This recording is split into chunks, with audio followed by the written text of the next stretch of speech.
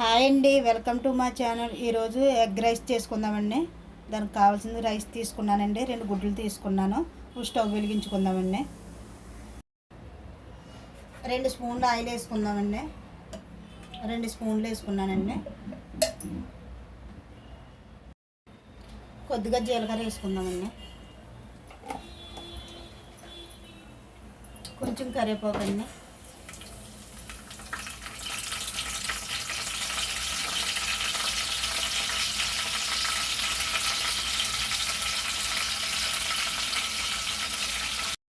ఇప్పుడు గుడ్లు వేసుకుందామండి.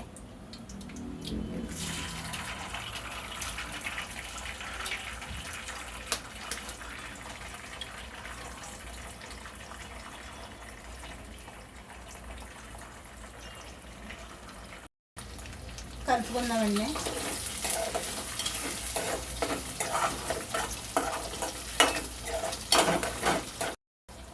బాగా ఫ్రై అయిపోయి కదండి, ఇప్పుడు రైస్ వేసుకుందామండి.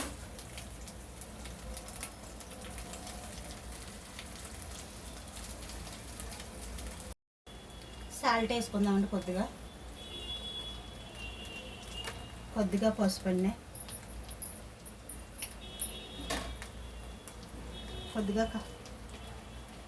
కొద్దిగా కారం వేసుకుందామండి. ఒకసారి కలుపుకుందామండి బాగానే.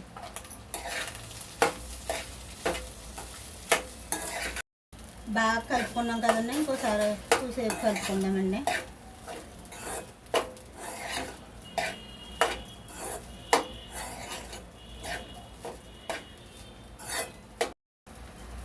ఎగ్ రైస్ అయిపోయిందండి. స్టవ్ ఆపేసుకుందాం.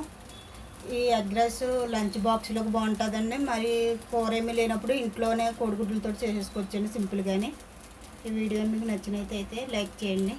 ఇంకా కింద కామెంట్ బాక్స్లో కామెంట్ పెట్టండి. నెక్స్ట్ వీడియోలో ఎంత చేయాలో. Bye, thank you.